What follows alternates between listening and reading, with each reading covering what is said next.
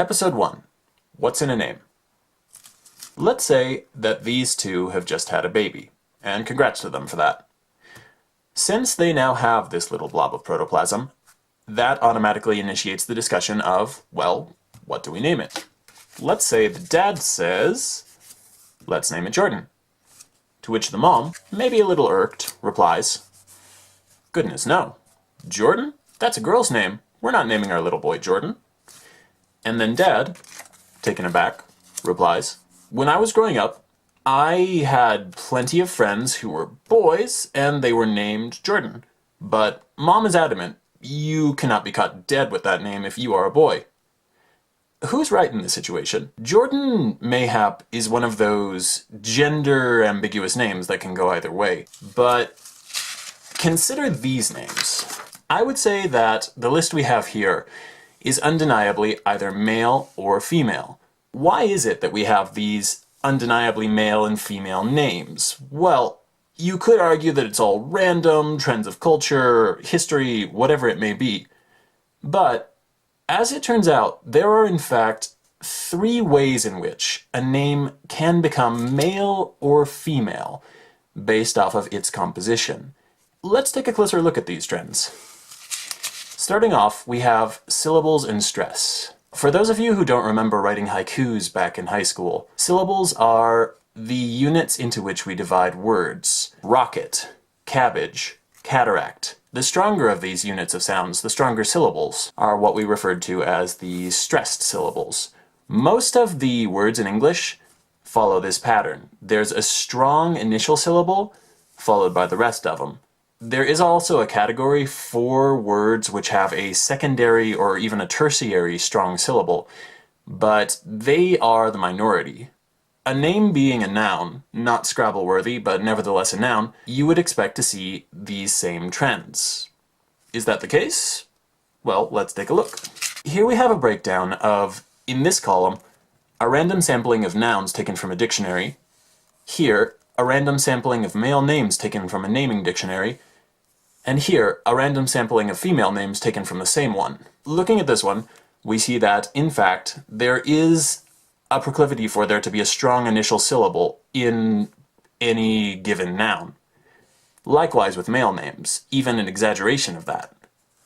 However, what's curious is that when we turn to female names, we find that there is almost a 20% difference between these two. It's statistically significant just how many females there are out there that have a weak initial syllable in their name. At this point, I'm sure there are certain people in the audience who are saying, well, hang on a moment there. You can't just sample all of the names out of a dictionary and say that this is representative. I mean, how many women are there with the name Brunhilde, for example? To which I say, haha.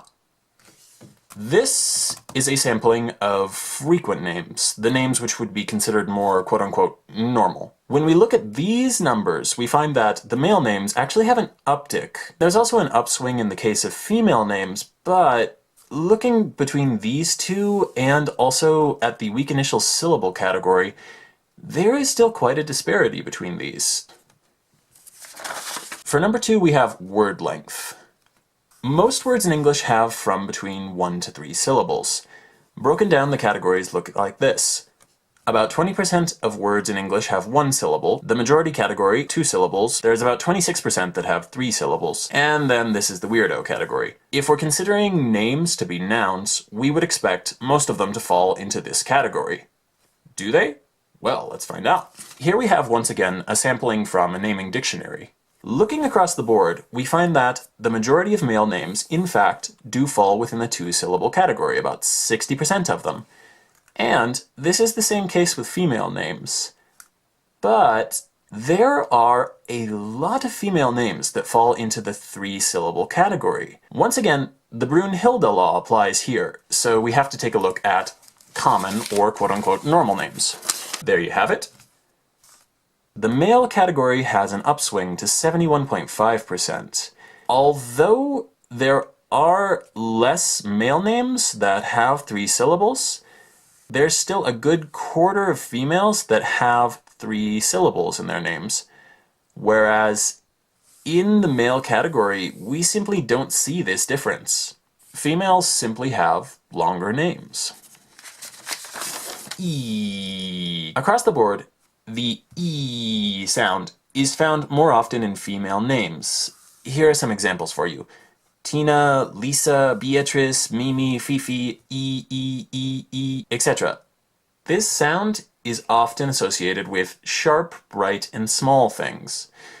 Perhaps then female names are associated inevitably with these things? Starting out with the E explanation, E is a higher pitched sound. If you hear a higher pitched sound, the reasoning goes, you're going to associate it with something that has smaller vocal cords. If you've got smaller vocal cords, you're going to have a smaller body, and as it follows, you will be weaker or less threatening. The reasoning goes that a female will be associated with a smaller body and therefore will be weaker or less threatening, and perhaps this E sound reinforces this idea. Going back to the topic of length, take a name like Robert and convert it into a female name. We can make the name Roberta from it. Likewise with a name like Chris, which becomes Chrissy. They become longer because of this inclusion of the suffix. So, inevitably, the female name would have to be longer. When we consider the opposite, let's take a name like Doreen, Betty, Eileen. You cannot create a male name from these. Doreen cannot become Dor, Betty cannot become Bet, Eileen cannot become Isle, no idea there. And what about the weak first syllable, the first trend that we observed? At this point, the paper, which you can find a description of in the box below this video, kind of falls apart in its argument. Its whole explanation for this trend is based off of binomials, and binomials, for those of you who aren't familiar with them, are these three component words and phrases that we have in English, like hit and run, do or die, sink or swim, fire and fury. According to the researchers, in binomials that involve males and females, there is a tendency for the male to be the leading component of it. So you'll have husband and wife, you'll have kings and queens, you'll have guys and gals, and they argue that the male leading the binomial will create this expectation for the strong syllable to be associated with a male, and therefore there will be a certain justification for a female name to have a weak initial syllable. I don't fully buy this, honestly, and even in the paper they admit that you can easily poke holes in this.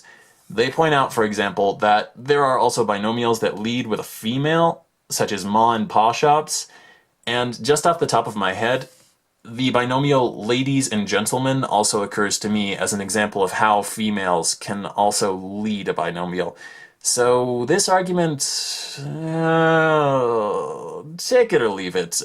Now with that explained, and with these trends in your mind, we come to this point where we have to ask ourselves, what do we make of this? It is definitely worth asking, is there a sort of repression here? Is there perhaps an inevitability that a woman will always be stuck with this longer name that has a weak initial syllable? Or would you say it just doesn't matter? Please share your ideas, share your comments in the comment section below, and if you enjoyed this video, please like and subscribe for future ones. Thanks.